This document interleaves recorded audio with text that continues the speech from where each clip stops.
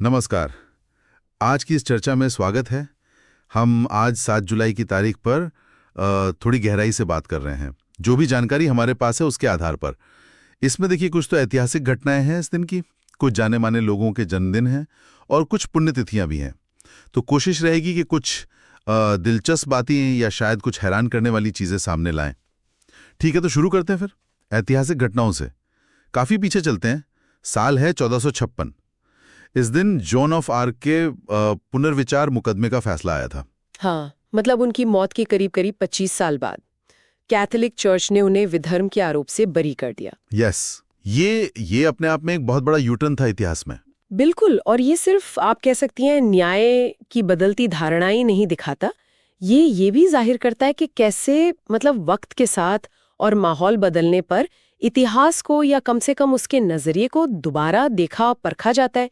किसी की प्रतिष्ठा की कहानी तो मौत के बाद भी चलती रहती है ना? सही कहा, बिल्कुल। अच्छा, अब थोड़ा आगे आते हैं एक ऐसी चीज पर जो हमारी रोजमर्रा की जिंदगी का हिस्सा है। 1928 में आज ही के दिन पहली बार कटी हुई ब्रेड, मतलब स्लाइस्ड ब्रेड, बिकी थी। हाँ, मिसूरी की चिल्कू थी बेकिंग कंपनी, और मशीन बनाई थी ऑटो फ्रेडरिक रोवेदर ने।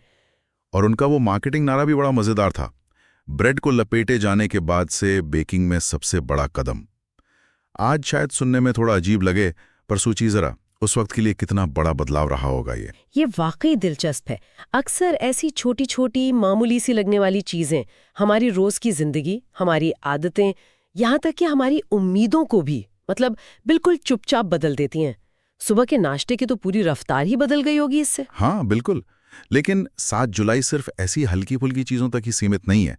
इसी तारीख को इतिहास ने एक, कह सकते हैं, बहुत गंभीर मोड़ भी लिया था।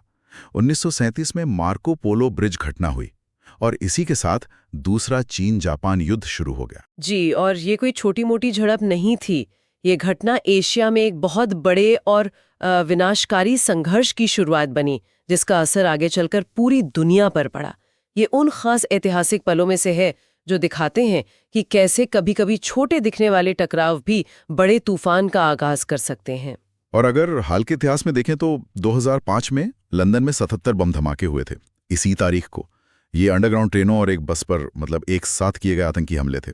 इनमें 50 से ज्यादा लोग मारे गए और सैकड़ों घायल हुए थे।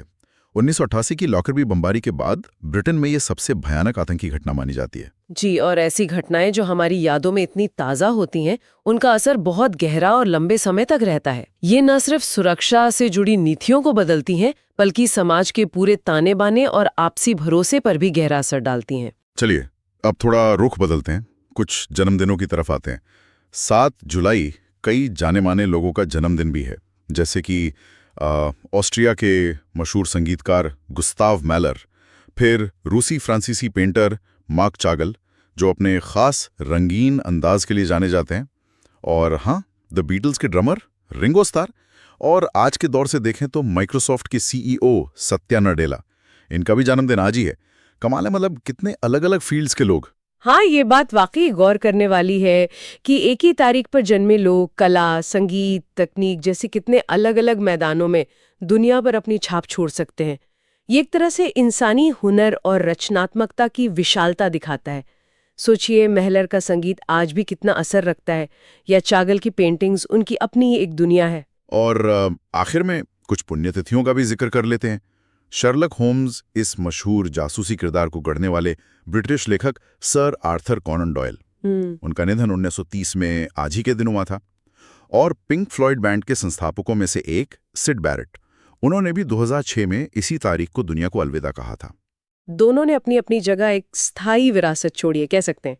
कोनन डॉयल ने साहित्य को एक ऐसा किरदार दिया जो आज भी मतलब पूरी तरह जिंदा है, और सिड बैरेट ने संगीत की एक पूरी पीढ़ी को प्रभावित किया। भले ही उनका अपना करियर बहुत लंबा ना रहा हो, उनकी रचनात्मकता का असर बाद के संगीत पर साफ दिखता है। तो इन सबको अगर एक साथ रखकर देखें तो क्या तस्वीर उभरती है? 7 जुलाई की ये तारीख जैसे इतिहास का एक छोटा सा आईना है।